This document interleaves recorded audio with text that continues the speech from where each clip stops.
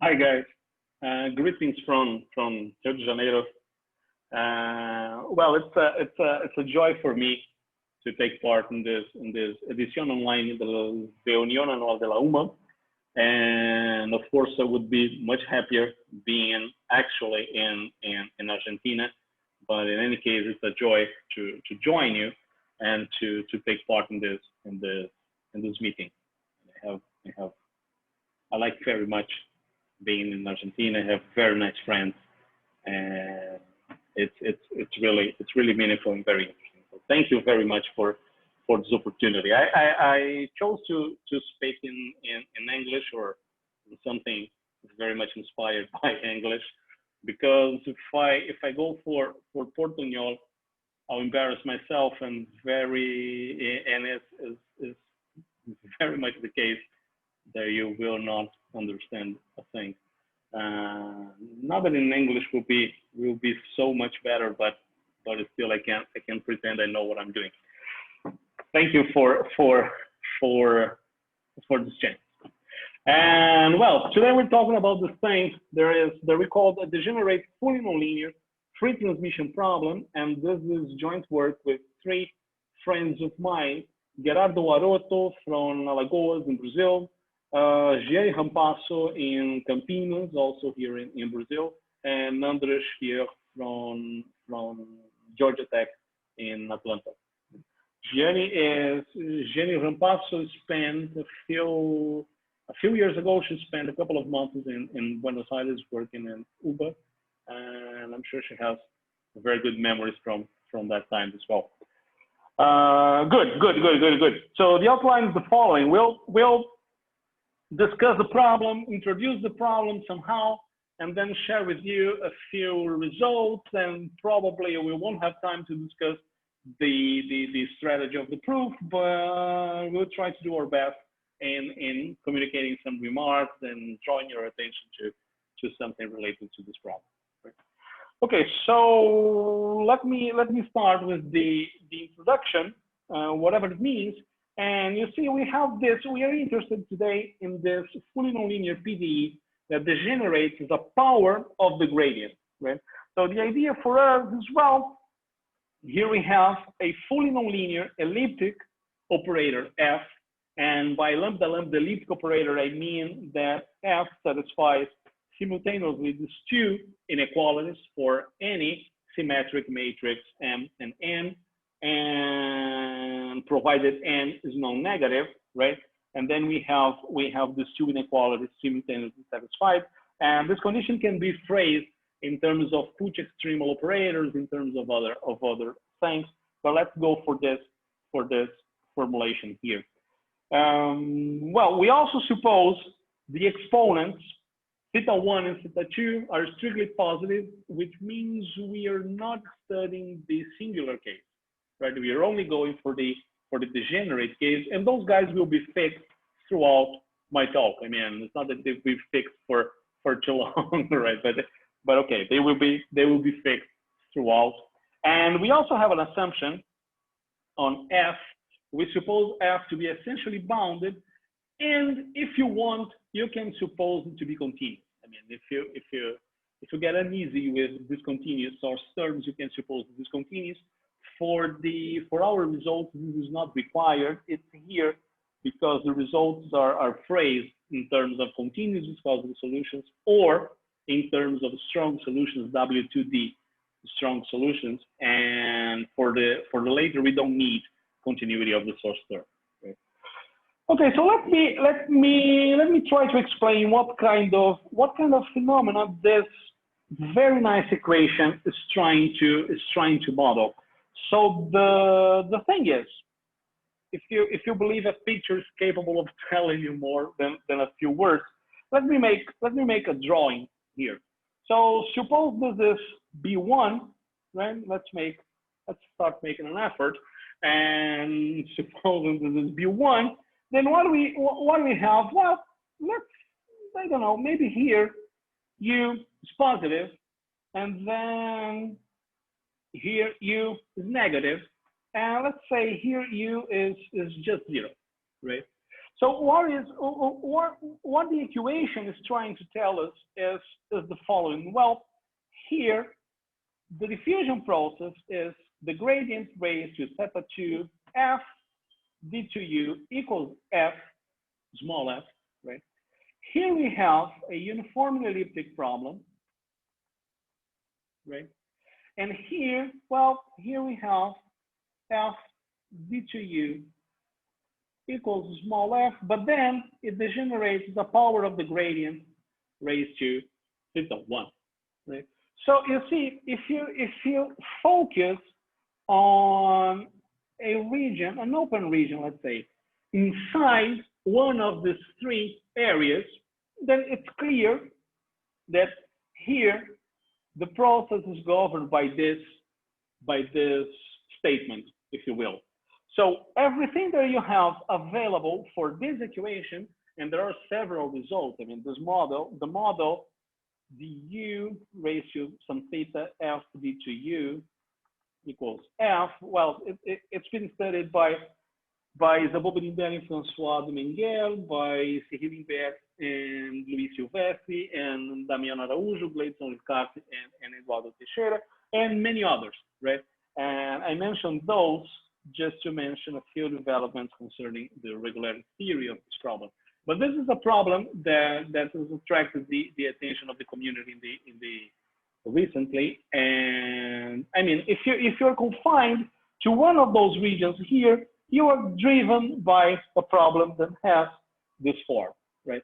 What is the question? What is the catch here? The catch here is that if you try to cross the free transmission interface or the free transmission boundary or the free boundary, whatever name you want to give it, then what you have is that your degeneracy law is discontinuous, right? And this is the kind of phenomenon we are trying to tackle here today, right? So this is more or less what I want to share with you. So suppose we have a ball like this, right? And therefore we have a discontinuity across this structure, this interface. The question is there anything we can say about the regularity of the solutions, not only within each region, but also across an interface that is solution dependent, right? This is the problem we are interested, right? In general, when you Google transmission problem, what you get is something like, well, let's have here some omega and let's prescribe a priori some subregion inside this guy, omega 2, and then immediately you come up with an omega 3. And then what is an omega 3 is a nice thing. Well, the idea here is, well, what you have is you can prescribe those regions a priori, right? If you're interested in composite materials, fiber reinforced materials, conductivity, and this kind of problems in material science, elasticity as well, that it's very common that you prescribe a priori those regions. And this is what understood by transmission problem. The case, conversely, in the free transmission problem case, what we are doing is, well, those regions are determined endogenously, right? They depend on the solution, in our concrete case, on the sign of the solution. So there is a distinction here.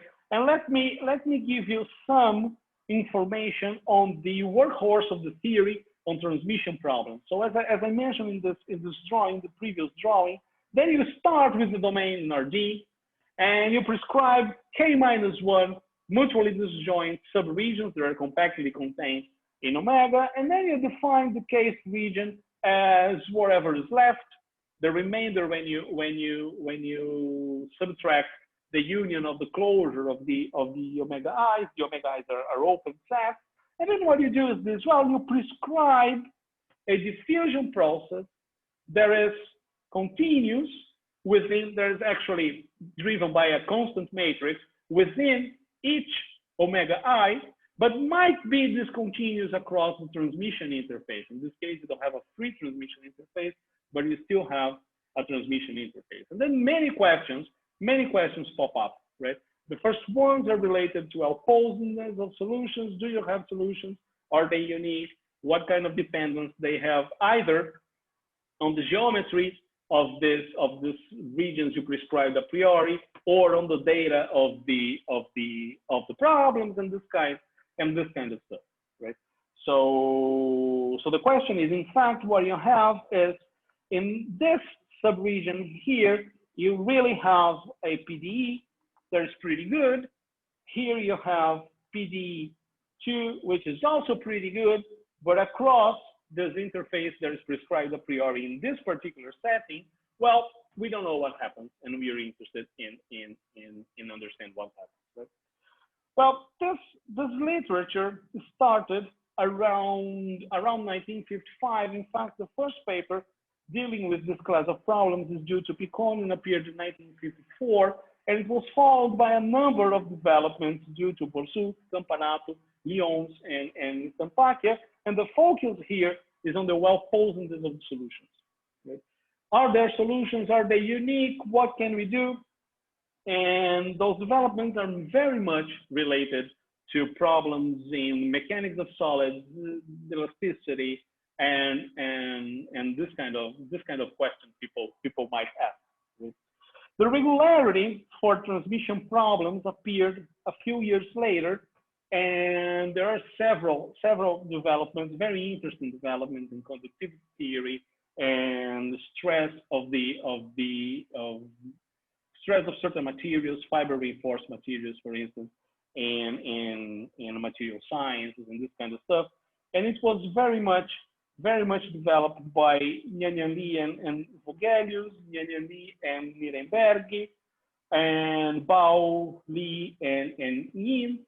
And very recently, actually, if I'm not mistaken, in April 2020, Luis Caffarelli, Maria Soria-Carro, and Pablo Raustinger, they studied a transmission problem, and they're driven by the Laplace operator.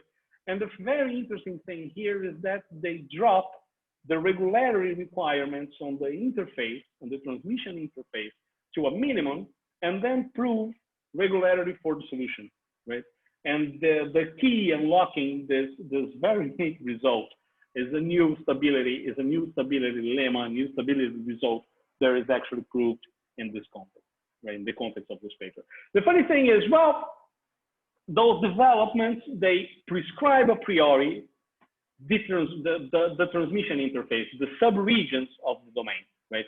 The idea of free transmission problem, to the best of my knowledge, where these subregions depend on the solution, was introduced in 2015 by Marcelo Amaral and Eduardo Teixeira.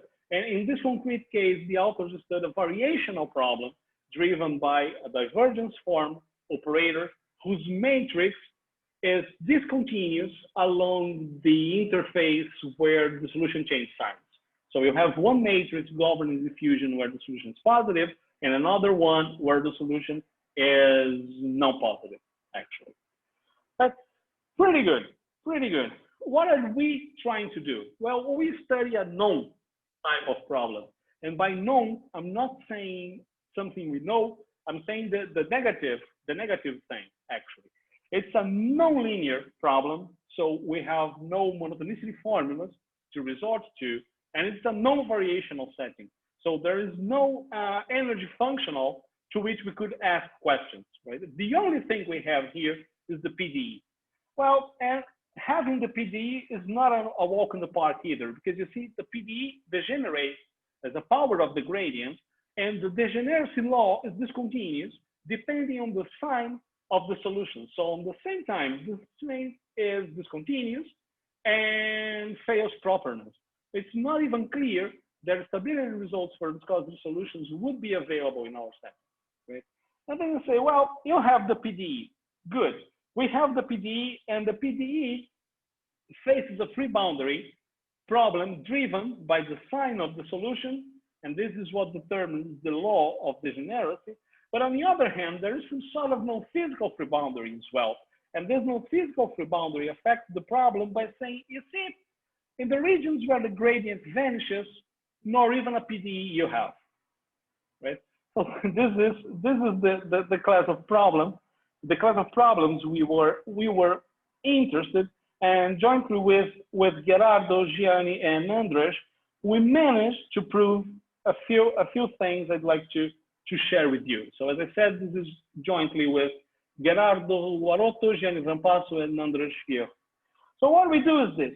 You suppose you use a continuous function in the unit ball. And then you suppose either that f is essentially bounded and continuous, and you solve the PD in the viscosity sense, or you suppose that f is merely essentially bounded and use a strong solution to the equation 1. Okay? In either one of those cases, we managed to prove that solutions are in fact of class C1 alpha locally, and there is a constant C that estimates the C1 alpha norm, let's say in the half ball, in terms of the L infinity norm of U, and a constant C0. And this constant C0 is nothing but the L infinity norm of F, right? The constant C depending on universal constants and the theta 1 and theta 2. Okay? Nice. So what can we say about this result? So first thing is you have C1 alpha regularity result. The thing you're most interested in is, well, let's say something about alpha, right? What can we say? Well, alpha is a number between 0 and alpha 0, where this alpha 0 is the exponent in the C1 alpha regularity theory for the homogeneous problem driven by the operator F. This is the Krylov-Safanov regularity theory, right?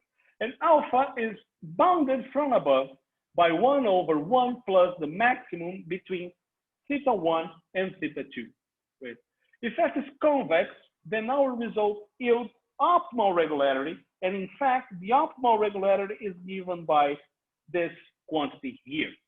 You see, if you have an F that is convex, then the upper bound entailed by the Krylov-Safanov theory is no longer binding. And then you have the Evans-Krylov theory available that allows you to go up to this constant here. So this is in fact optimal. And it is optimal even if F is the Laplacian. Right? This is optimal even if F is the Laplacian. And if theta 1 is equal to theta 2, what we recover are the regularity results already known for the pure equation and proven by Belindelli, Demengel, Cyril Imbert, Luis Silvestre, Araújo, Riccardi, and Teixeira a few years ago. Right? Another thing is, to the best of our knowledge, this is the first result for C1 alpha regularity of problems degenerating as a power of the gradient outside of the realm of continuous viscosity solutions. Right? This is an interesting thing. This is something we've been looking after for a while, and I'm very happy to share this thing for the first time in a weak sense of Argentina, right? It's very nice to talk about those things. Okay, so with that said, let me share with you. I have 1 minute or so. Let me share with you some ideas of the proof. So the proof follows by some arguments very much inspired by perturbative arguments introduced by Luis Caffarelli in 1989. And then the ingredients for that thing, well, the first one is compactness. So we need some sort of compactness for the solutions, and it comes from the maximum principle as stated in the user's guide by Crandall-Lichy and Pierre Lyons, and also from Hilbert regularity developed by Cyril Imbert and Luis Silvestre and Conor Mooney in the context of equations that hold where the gradient is large. Imbert and Silvestre developed this theory in the context of continuous problems, and Conor Mooney developed this thing in the context of merely measurable ingredients. Right? So compactness is okay. And then we go for stability. So the stability is an issue, right? But then the issue of stability is completely bypassed when we resort to viscosity inequalities of this type. So we have one viscosity inequality from above and another one from below that are satisfied by solutions of our initial equation, and therefore we are entitled to stability results that combine with the scanning properties to give rise to our results. So this is kind of a crash course on how to prove things. And my timer is telling me I'm completely done. But well, we've been talking about free transmission problems, and the thing is that, well, we have a free interface embedded somehow in the problem. So let me give you one information on the regulator of the free boundary before I greet you farewell. So the thing is, jointly with this very nice team, what we proved is that if you consider the set of non-degenerate points in the physical free boundary, then locally this set is the graph of a C1 alpha regular function, where alpha is the same alpha from the regularity of the solutions, right? So the free interface inherits the regularity of the, what's the name of the solution. And in addition, there is an estimate for the regularity of this destruction in terms of the normal vectors that are given, that is given by something like this, right? And the constants are universal, things are what they are supposed to be. And since I think I have no more time, what I'm saying is just, well, thank you very much for this chance and for the opportunity to be here. And stay safe, stay well, and I hope we meet very soon. Bye bye, guys.